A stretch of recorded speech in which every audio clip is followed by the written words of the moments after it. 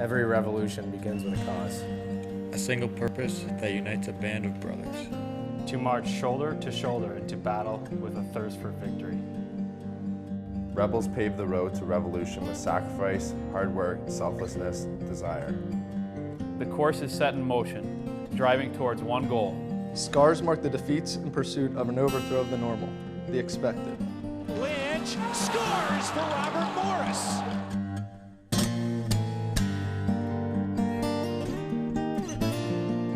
Rebels, radicals, looking to start a riot. Every revolution starts with change. The revolution begins here.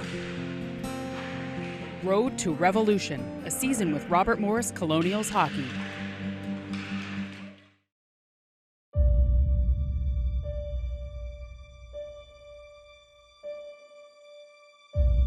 When toughness isn't just the style of the opposing team, it's their way of life, the ultimate effort is what's needed to claim victory. Last weekend against Army West Point, the games demanded that effort be maximum to reach the goal of a win. Friday resulted in a 3-1 loss. Yeah, it's just a battle, all 60 minutes, all 120 minutes. They don't give up. They're a skilled team, and they're relentless in their work ethic. And in order to beat them, we just have to match it, and we didn't do that on Friday night, and it showed. There's an expectation when playing against military academies. Army and Air Force known to exert physical play into every second of the game. Physicality can take over in a game, but managed the right way, it can be harnessed into momentum. There's going to be a lot of little battles over the ice, and you're really going to have to take a few hits to make plays. But I think that's well known, and everyone kind of amps herself up for that weekend. Getting ready for a couple bumps and bruises after the game. I mean, that's just the way it is. You have to go out there and battle every shift. You know, you're going to earn everything you get. They're not going to give anything to you. So, you know, I think going into it with the mindset of earning it every shift is, you know, that's the way to play the game, and that's the way to be successful. The feel in Saturday's game against Army shifted to that of a playoff game, scoreless into the third period when the Colonials broke through. Matt Cope drops it for Chase Go lightly, looks things over. Slapper coming from Gibson, and he scores! Greg Gibson from the long rebound from Moore. He's got a rebound chance, and he scores! Timmy Moore! An empty net goal and flurry of saves by Terry Schaefer sealed a 3-0 victory. Schaefer's fourth shutout of the season and a win that made the senior class the winningest class in program history. A class that's left its mark on the underclassmen. Brendan Denham's sticky.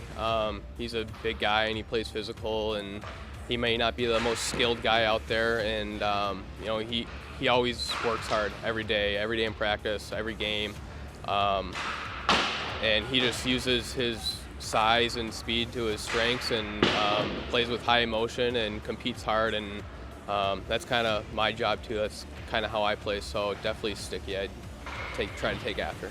Those underclassmen forging names for themselves. For defenseman Alex Bontje, his sophomore campaign includes his first career goal. Bontje, with 2 goals and 9 assists, plays his own style of defensive hockey. I think I'm pretty focused on the defensive end first, making a good first pass and going from there.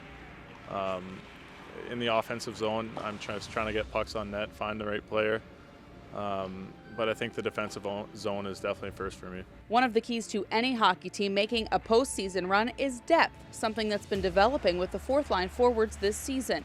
The most consistent fourth-liner has been Alex Dagnal, playing in every game since December 12th, finding his role on the team. Sort of figured out my role and just have been working on specific things, you know, within that role to get better at each week through video and, you know, after practice, just working on things and, you know, translating that into games, and I think that it's been a huge part of, you know, my staying in the lineup. Those guys, Waddy, Dags, and Horsey, they've been playing great, and you know, they may not get a regular shift, so to speak, as everyone else, but when they get out there, they do their job, they create energy for the guys, everyone loves it.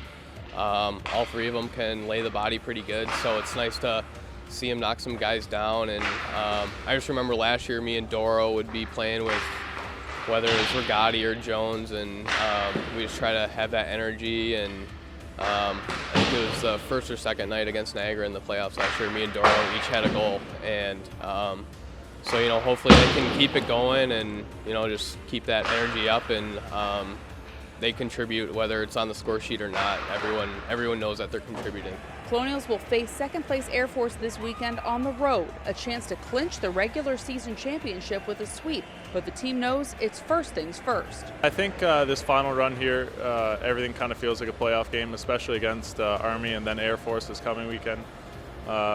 Last weekend was hard fought. A lot of guys had bumps and bruises after the game, and I think we're expecting sort of the same thing this weekend against Air Force. It's definitely in the back of our minds, but we're going there to win on Friday night first, and then when Saturday comes, we gotta make sure we do it again. So it's definitely in the back of our heads, but we're going there to get the first win on Friday and then the second win on Saturday. Last weekend against Army, the Saturday night, especially when we had we played pretty good. It definitely felt like playoffs, and it was fun. It was back and forth, high energy, high compete, and it took all until the third period to crack open the score. So it's definitely fun to play in, and everyone cherishes it for sure. Focusing on Friday first, it's mental toughness to go with the physical toughness that will be key to a championship, finding the balance on the road to Revolution.